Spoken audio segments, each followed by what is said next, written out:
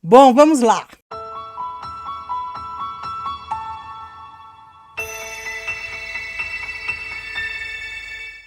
Hoje a gente vai fazer um guia prático para combater a desinformação. Uau! É um guia e o vídeo vai ser dividido em 2 momentos, 2 partes, cada uma com suas subpartes. Na primeira parte a gente vai explicar o que é a desinformação, como funciona, e a gente não está só falando de notícia falsa. Os especialistas, né, nessa vigilância de internet têm preferido falar em desinformação porque usar o termo notícia pressupõe que aquilo é jornalismo. Sim, e às vezes não é. Não é. E principalmente porque o termo fake news, ou seja, notícia falsa, foi apropriado pelo outro lado para descaracterizar ou para ofender ou para desqualificar aquilo que a imprensa oficial faz. Então, o que saiu na Folha é fake news, o que saiu no Globo é fake news. Então, para a gente tirar essa carga semântica equivocada da palavra, a gente vai usar aqui o termo desinformação, que envolve essa produção em massa de notícias intencionalmente erradas. E na segunda parte do vídeo a gente vai fazer um passo a passo para você mesmo poder verificar se aquilo chegou no seu WhatsApp, se aquilo que você leu é verdadeiro ou não. Então, primeiro eu vou deixar aqui as referências dos sites que a gente se baseou, porque já fica a informação aí também, né? As pessoas que fazem coisa séria na vida, informação, preocupadas e responsáveis com a informação, elas dão as fontes de onde elas estão tirando. Tá tudo na descrição do vídeo também. A gente tirou do vasafalciane.com, amei esse nome, lapim.org.br. Tem uma cartilha de segurança para a internet que está disponível em PDF aí, cartilhas.cert.br/fascículos. E também deixar aqui já para, se você quiser, acessar agências que tem de checagem dos fatos, que a gente recomenda que vocês usem, que é a Agência Lupa, Fato ou Fake, Comprova, Aos Fatos e boatos.org. Já é bastante, né, gente? O que é desinformação, Tati? Explica pra gente, esse guarda-chuva desinformação, o que entra nisso aí? Olha, muitas coisas, né? Primeiro, a gente tem que entender que a desinformação, ela acontece, estou citando o Lapin, quando informação falsa é deliberadamente criada e disseminada para criar caos informacional e afetar a percepção da realidade de um determinado grupo. E o pessoal ali do Vaza Falciani, que fez um curso para reconhecimento dessa desinformação, agrupou as desinformações, vamos dizer assim, em 3 grupos. O primeiro é aquele da manipulação, que talvez seja o mais perigoso de todos. Porque ele é o mais perto da notícia, de fato, né? Exatamente, o fake news, fraudes e disfarces, ou seja, quando a pessoa, por exemplo, finge que é uma notícia séria, sei lá, da Folha de São Paulo. Porque aqui você tem a intenção clara de mentir, normalmente por questões políticas/econômicas, e existe, na maior parte dos casos, o ocultamento da autoria. Grupo 2 tem a ver com a parcialidade, ou seja, quando você tem notícias sensacionalistas, notícias descontextualizadas, quando você tem falsas controvérsias. Falsa controvérsia é uma estratégia de parcialidade, portanto, de desinformação. Não tem o outro lado das mudanças climáticas. São controvérsias falsas. E a gente tem um terceiro grupo que acaba contribuindo nessa desinformação, que, de fato, daí não está no lado do criador de conteúdo, mas sim do receptor, que são as pessoas que não entendem uma paródia, por exemplo, e disseminam uma notícia, sei lá, do sensacionalista, como se fosse verdade. E, principalmente, esta, me parece bastante grave, são as pessoas que estão no site de opinião e elas divulgam aquilo como se fosse um fato, né? Não sabem distinguir, por questões de leitura, fatos com opiniões. Isso é um problema. Então, manipulação, parcialidade e incompreensão são essas 3 categorias, né? Então, Tati, deixa eu ver se eu tô certa para pegar a polêmica do momento. A frase Covid causa AIDS é uma opinião, não é um fato. É isso? Essa é a diferença? É uma opinião, não é um fato. Uhum, É uma falsa controvérsia, na verdade, uhum. porque não tem elemento nenhum que leve a esse tipo de conclusão, e tem muito a ver com a capacidade cognitiva de quem leu aquele estudo que foi publicado há mais de um ano. De quem leu, sujeito oculto. De quem leu.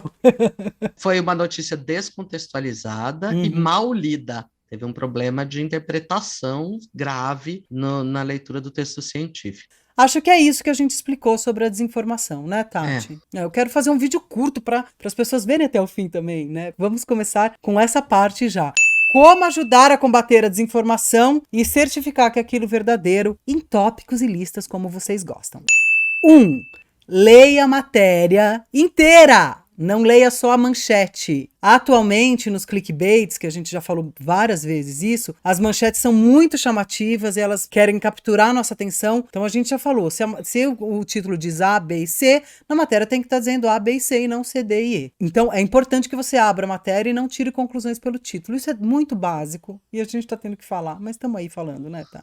2. Faça, por favor, uma checagem das Ai, datas, sim, por né? favor. Porque é muito comum que as pessoas requentem notícias velhas de acordo com interesses momentâneos. Considerando a velocidade com que os fatos acontecem, são desmentidos, vão, voltam, por favor, você divulgar uma notícia de 2019 que tem essa manchete chamativa, veja que os itens eles estão entrelaçados, você pode estar contribuindo para criar esse ambiente de desinformação. Não custa nada, gente. Olha a datinha lá. 3. Desconfie de todos os posicionamentos radicais. O bom jornalismo, ele faz, gente, quando você vê uma matéria que ela dá dois lados. Quando tem dois lados, né? Isso que a Tati falou. Às vezes não tem dois lados, tá? Às vezes tem um lado só, porque senão a gente entra nessa de ai, vamos ouvir quem acha que a Terra é redonda e vamos dar o lado de quem acha que a Terra não é plana, né? Mas enfim. Mas quando a gente tem um fato ali de um acontecimento, dois lados, sempre, né? Até às vezes 3, às vezes 4, mais depoimentos ali sobre o que está acontecendo. Se o texto está muito radical, aí o foco não é informação, é militância. Que tem o seu lugar. Existem os espaços adequados para isso, mas daí você tem que saber que você está fazendo um artigo de militância e não de informação, né? A gente sabe que existe isso, faz parte do jogo também, né? Você tem que também entender que tem pontos de vistas que cabem melhor num artigo de opinião, que um artigo de opinião tem que ser assinado. Eu vou dar uma opinião e pelo menos assino, ó, eu, João das Couve, penso isso, isso e isso. Não podem ser apresentados como notícia, como uma tentativa de desinformar. Então, se o site está, ou a notícia está, propositadamente divulgando uma opinião como fato, já tem uma intenção aí. Você tem que saber identificar isso.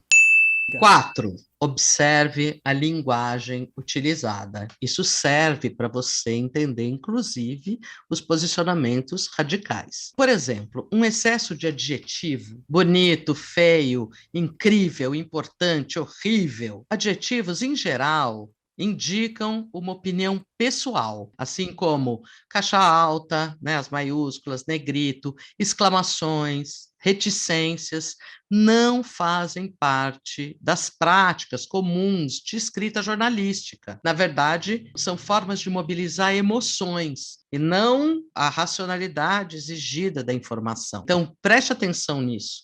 Perceba se tem excesso de adjetivos e se tem muita exclamação, reticências, caixa alta, etc., você pode estar diante de algo que está querendo te deixar indignado, que está querendo te deixar furioso e que, na verdade, não é preocupação com informação, com notícia. Quem está preocupado com isso não escreve desse jeito. A preocupação é a mobilização emocional para que aquilo seja repassado e contribua para a desinformação. Pontes. Gente, isso é muito importante, eu vou explicar bem explicadinho, assim. Verifica se o nome das pessoas ou das organizações citadas existem. Verifique se aquelas pessoas são realmente autoridades naquela área, se aquela organização é uma organização que está tratando desse assunto. Como é que você verifica?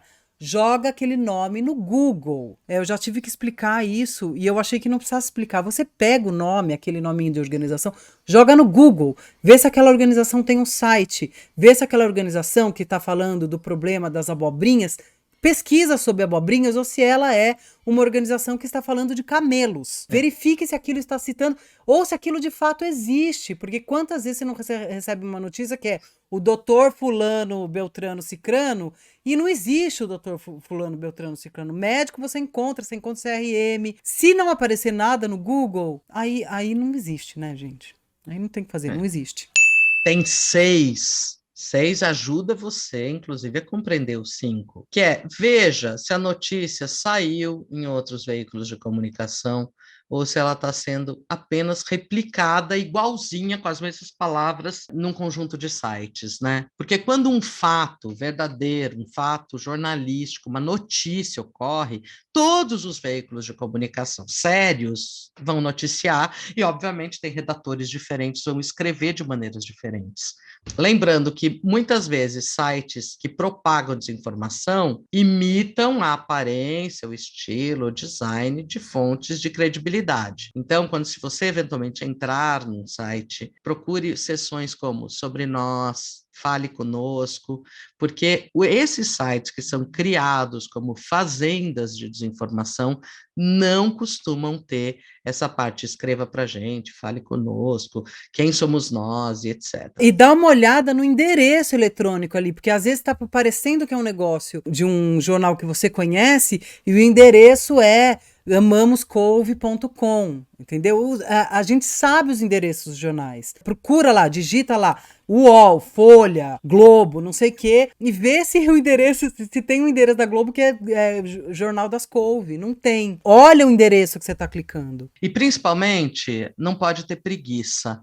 Gente. Se a gente quiser combater essa onda de desinformação que está rolando e que vai aumentar cada vez mais, pelo que estamos entendendo, a gente não pode ter preguiça de fazer essa verificação ou apelar para sites que façam essa verificação pela gente, como a gente mencionou no começo, né? E eu acho que é importante também, que daí é o 7, você, se receber uma notícia, verifica e aí conversa com a pessoa, depois devolve e fala, olha, eu acho que essa notícia é falsa, por isso, isso e isso. Se quiser, manda o nosso vídeo já. Eu usei essa checagem aqui que eu achei legal, conferi e tá batendo com tudo que elas falaram que pode ser uma armadilha. Combater a desinformação não é só... Porque às vezes a pessoa repassou aquilo, não é porque ela é burra, ela caiu num desses truques. E aí você vira e já aproveita e ensina para ela como é que você verifica uma notícia, uma informação, um boato. Ou... Acho que se a gente conseguir todo mundo fazer isso, já dá uma melhorada. E não tenha preguiça de denunciar o post, caso isso esteja em redes sociais, é uma encheção de saco, mas precisa denunciar.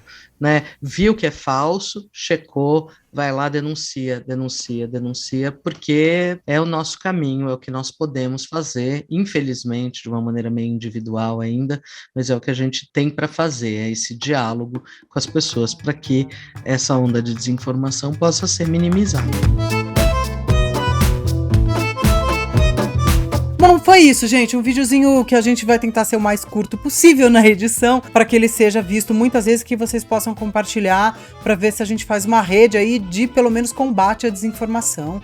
Então, por favor, compartilhe sem dó. Aquela que se nega, aquela que faz um comentário no fim para parecer que é boato. E se você quiser contribuir para o canal, nossas redes de apoio estão aí. Tamo lojinha, tamo Catarse, manda Pix, faça nossos cursos. Compartilhe o vídeo, curte, se inscreve e estamos aí. Beijos. Beijo.